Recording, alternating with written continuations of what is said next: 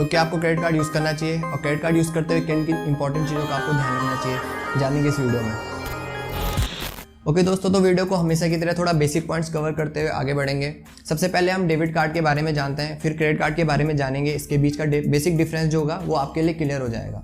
सबसे पहले debit card को समझते हैं। जो कि डेबिट कार्ड होता है दोस्तों, वो डायरेक्ट आपके अकाउंट से लिंक होता है, इसलिए आपके अकाउंट में जितना भी अमाउंट होता है आप केवल उतना ही इससे खर्च कर सकते हैं, या फिर आप एटीएम से विड्रॉल कर सकते हैं, या फिर आप ऑनलाइन शॉपिंग कर सकते हैं। तो चलिए अब क्रेडिट कार्ड को समझते हैं। जो क्रेडिट कार्ड होता है दोस्तों, आपके अकाउंट से डायरेक्ट लिंक नहीं होता है। तो क्रेडिट कार्ड में क्या होता है कि आपको एक लिमिट डिसाइड की जाती है, उस लिमिट के अकॉर्डिंग आप थोड़ा खर्चा कर सकते हैं। अब आप देखते हैं कि जो आपको लिमिट दी जाती है वो किस बेस में दी जाती है। तो आपको लिमिट दी जाती है दो तरीके से, या फिर आपको सैलरी बेस में आपको लिमिट दी जाएगी, या फिर आपको एनुअल ट्रांजेक्शन आपके जितने भी होंगे उस बेस में आपको लिमिट दी जाएगी। तो उस लिमिट के अकॉर्डिंग या फिर उस लिमिट के अंडर आप खर्चा कर सकते हैं। तो ओके दोस्तों, तो होप आपके माइंड में बेसिक डिफरेंस क्लियर हो गया होगा। अब देखते हैं कि क्रेडिट कार्ड के बारे में थोड़ा डिटेल में बात करेंगे। क्रेडिट कार्ड के बारे में डिटेल में बात करने के लिए हम इसे दो पार्ट्स में डिवाइड कर देते हैं। सबसे पहले हम देखेंगे कि इसमें हम थोड़ा बेनिफिट्स पढ़ेंगे, इसके एडवांटेजेस क्या है, और उसके बाद हम इसके डिसएडवांटेजेस के बारे में डिस्कस करने वाले हैं। इसलिए वीडियो के एंड तक बने रहना आपके लिए बहुत इंपॉर्टेंट है। और वीडियो के एंड में मैं आपके लिए एक प्रो टिप दूंगा, जिसमें आप अगर फंस चुके हैं क्रेडिट कार्ड का यूज़ करके, तो आप किस तरह से उसे आउट कर सकते हैं, किस तरह से आप उससे बच सकते हैं। तो दोस्तों, एडवांटेजेस के बारे में पढ़ने पर सबसे पहला बेनिफिट मैं आपको बताता हूँ, जो कि बहुत ही इंपॉर्टेंट है। इसमें आपको समझना पड़ेगा कि अगर आप क्रेडिट कार्ड को यूज़ करते हैं तो आपको 45 to 50 डेज का एक रिटर्निंग विंडो मिलता है। तो दोस्तों 45 to 50 डेज के बीच में आपको लोन फ्री में मिलता है, जिसमें आपको कोई किसी भी टाइप का इंटरेस्ट पे नहीं करना होता। और इससे आप समझ सकते हैं कि आपको बहुत सारे बेनिफिट्स मिल सकते हैं, आप इमरजेंसी में भी इसे यूज़ कर सकते हैं। ओके दोस्तों, तो अब सेकंड बेनिफिट को समझते हैं। जो सेकंड बेनिफिट हो गया, उससे आप समझ सकते हैं कि जो आपका क्रेडिट कार्ड होता है वो आपके बैंक से लिंक नहीं होता। अगर आप क्रेडिट कार्ड से कोई भी खर्चा करते हैं और अगर किसी भी फ्रॉड ट्रांजेक्शन में ट्रैप हो जाते हैं, तो आप सीधे समझ सकते हैं कि वो बैंक से लिंक ना होने की वजह से आपके बैंक को कोई खतरा नहीं होता। लिंक ना होने की वजह से अगर वो किसी भी टाइप का आपके साथ फ्रॉड करते हैं, फिर आपके अकाउंट के साथ छेड़छाड़ करते हैं, तो आपके पैसे नहीं चुरा सकते। मैक्सिमम आपको लॉस हो सकता है, तो उस लिमिट तक हो सकता है, उससे ज़्यादा आपको लॉस नहीं होगा। ओके दोस्तों, जो थर्ड बेनिफिट आता है वो आता है आपका सिविल स्कोर। आपको सिविल स्कोर बिल्ड करने का बहुत ही अच्छा मौका मिलता है क्रेडिट कार्ड यूज़ करके। सबसे पहले हम सिविल स्कोर को समझ लेते हैं, क्योंकि कई सारे नए व्यूअर्स हमारी वीडियो देख रहे होंगे, इसलिए उनको जानना काफ़ी ज़्यादा जरूरी है। तो जो दोस्तों सिविल स्कोर होता है वो बेसिक तरीके से एक पैरामीटर होता है आपकी बैंक परफॉर्मेंस को, आपकी पेमेंट परफॉर्मेंस को ट्रैक करने का। तो सिविल स्कोर डायरेक्टली ये बताता है कि आप किस तरीके से पेमेंट आपको रिटर्न करते हैं, आप कितने ज़्यादा फाइनेंशियली डिसिप्लिन है। तो इस तरीके से आप सिविल स्कोर को समझ सकते हैं। ये बस एक तरीके से आपकी हेल्प करता है आपको आगे परफॉर्म करने के लिए या फिर आगे लोन लेने के लिए।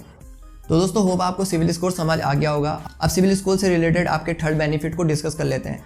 अगर आपने आज तक किसी भी टाइप का लोन नहीं लिया है और आप इन फ्यूचर कोई बड़ा लोन प्लान करते हैं, होम लोन या फिर कार लोन, तो आपको बैंक डायरेक्ट लोन नहीं देता है, क्योंकि बैंक के पास किसी भी तरीके का हिस्ट्री नहीं होती, कोई पास्ट रिकॉर्ड नहीं होता जिसके बेस में वो आपको लोन दे सके। इसलिए आपको बड़े लोन लेने के लिए काफ़ी ज़्यादा प्रॉब्लम फेस करनी पड़ सकती है। पर अगर आप क्रेडिट कार्ड यूज़ करते हैं और छोटे मोटे बिल पे करते हैं, छोटे मोटी उससे खर्चा करते हैं और प्रॉपर डिसिप्लिन के साथ बिल पे कर देते हैं, तो दोस्तों आपका एक अच्छा सिविल स्कोर बिल्ड हो सकता है। छोटे मोटे बिल के पे करते हुए अगर आप अपना सिविल स्कोर बिल्ड करते हैं, तो एक टाइम बाद आप इतने एलिजिबल हो सकते हैं कि अपनी रिक्वायरमेंट के अकॉर्डिंग ये आपको होम लोन या फिर कार लोन मिल सकता है। तो दोस्तों इसे कंटिन्यू करते हुए हम देख सकते हैं कि जो फोर्थ बेनिफिट है उसे समझने के लिए देख सकते हैं कि अगर आप कोई इमरजेंसी सिनेरियो में फंस जाते हैं, किसी भी टाइप की मेडिकल इमरजेंसी या फिर अदर इमरजेंसी में अगर आप फंसते हैं, तो उससे बचने के लिए आपको क्रेडिट कार्ड काफ़ी ज़्यादा हेल्प कर सकता है। इसे समझने के लिए एक एग्जांपल के थ्रू हम समझ सकते हैं। अगर आप देखते हैं कि आपको अगर किसी भी तरीके का मेडिकल इमरजेंसी आपको पड़ जाती है और आपकी जो सैलरी है वो एक टाइम पीरियड के बाद आने वाली है, किसी सर्टेन टाइम पीरियड में आने वाली है, तो उसमें क्या कर सकते हैं आप पहले ही, जब भी आपकी रिक्वायरमेंट है, आप क्रेडिट कार्ड से बिल पे कर सकते हैं। और जब आपका सैलरी आ जाएगा, आपके पास पैसा आ जाएगा, उस टाइम पे आप अपना क्रेडिट कार्ड का बिल पे करके इससे बच सकते हैं। तो ये आपकी इमरजेंसी में बहुत ज़्यादा हेल्प करता है दोस्तों। ओके दोस्तों, तो सारे एडवांटेजेस हमने अभी तक कवर कर लिए हैं। अब हम देखते हैं कि ऐसी क्या चीज़ें हैं जिसकी वजह से हमें बैंक इतना ज़्यादा पुश करता है कि आप जरूर क्रेडिट कार्ड यूज़ कीजिए, को हमारा क्रेडिट कार्ड यूज़ करना चाहिए। तो ऐसे कौन कौन से डिसएडवांटेजेस हैं जो नॉर्मली लोग फेस करते हैं। तो इसे समझने के लिए सबसे पहले हम सिनेरियो 1 को डिस्कस कर लेते हैं।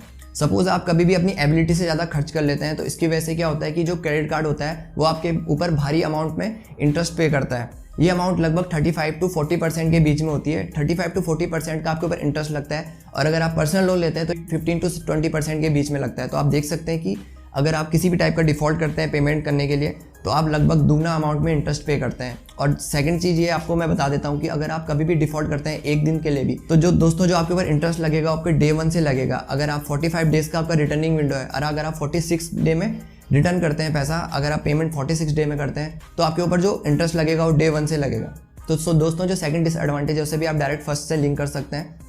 तो इसमें आप देख सकते हैं कि अगर आप किसी टाइप का डिफ़ॉल्ट करते हैं तो इस डायरेक्ट आपके सिविल स्कोर में बहुत बड़ा इफेक्ट करता है। अगर आप डिफॉल्टर कहलाते हैं तो आपको आगे आने वाले टाइम पे जब भी बड़ा लोन लेना होगा तो ये काफ़ी ज़्यादा आपको प्रॉब्लम क्रिएट कर सकता है। तो दोस्तों अब थर्ड डिसएडवांटेज को हम यहाँ पे डिस्कस करते हैं। कई सारे लोगों को प्रॉपर तरीके से क्रेडिट कार्ड को यूज़ करना नहीं आता।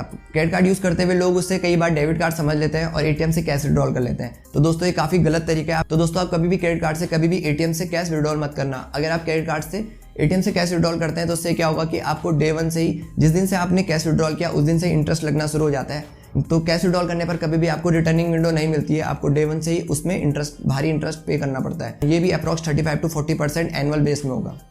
तो दोस्तों आप फोर्थ डिसएडवांटेज को थोड़ा डिस्कस कर लेते हैं। इसमें आप समझ सकते हैं कि जब भी आप किसी टाइप का लोन लेते हैं क्रेडिट कार्ड से, तो लोन लेने के बाद आपके पास जब रिटर्निंग का ऑप्शन आता है, पेमेंट का ऑप्शन आता है, तो दो तरीके से आता है। एक आपको टोटल अमाउंट पे करना होता है और एक आपको मिनिमम अमाउंट या फिर ड्यू अमाउंट पे करना होता है। तो आपको नॉर्मली जब लोग इसे यूज़ करते हैं तो वो देखते हैं कि जो ड्यू अमाउंट है वो बहुत ही कम दिया जाता है और नॉर्मली लोग उसे ही फॉलो करते हैं, वो ड्यू अमाउंट को कंटिन्यूस पे करते रहते हैं। तो दोस्तों अगर आप मिनिमम ड्यू अमाउंट को कंटिन्यूस पे करते हैं, पे करने की वजह से क्या होगा कि लोग समझते हैं कि हमें बस मिनिमम ड्यू को पे करना पड़ रहा है और जो हमारा इंटरेस्ट टाइम है वो काफ़ी बढ़ता जा रहा है, जो रिटर्निंग विंडो एक्चुअल में बढ़ती जा रही है।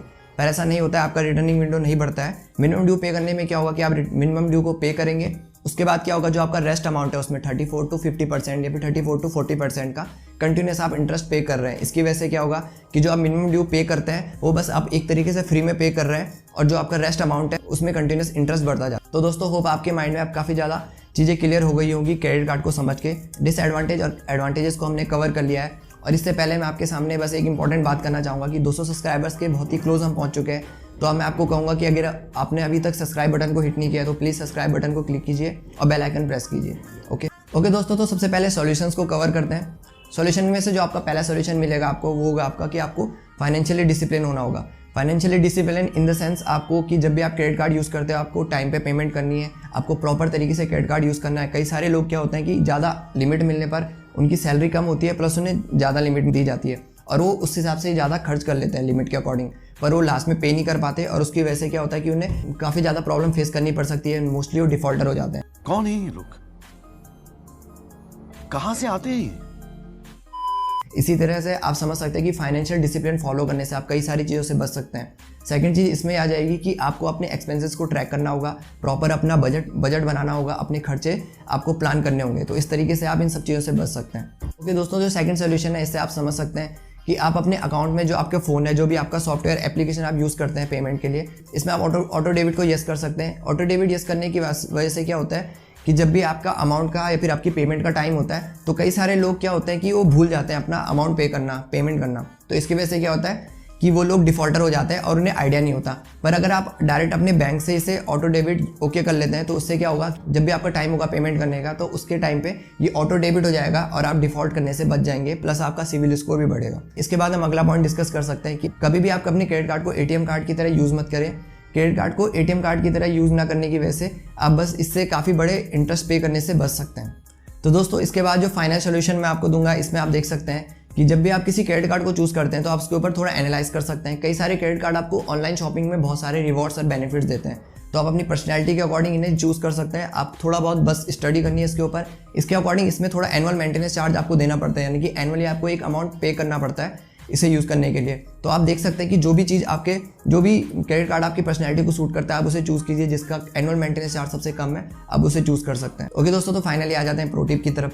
प्रो टिप में मैं आपको सबसे पहले यही बताना चाहूँगा कि अगर आप किसी भी टाइप के अमाउंट का, किसी भी बड़े अमाउंट के साथ अगर आप क्रेडिट कार्ड में फंस चुके हैं और उसका बिल आप पे नहीं कर पा रहे, तो मैं आपको सबसे अच्छी एडवाइस यही दूंगा कि अपने किसी भी फैमिली वाले से या फिर किसी भी पर्सन से आप लोन लेके उस क्रेडिट कार्ड को आप पे कर दीजिए, क्योंकि आप उसमें कंटिन्यूस एक मोटा अमाउंट इंटरेस्ट पे कर रहे हैं, जैसे कि 35 to 40% के बीच में।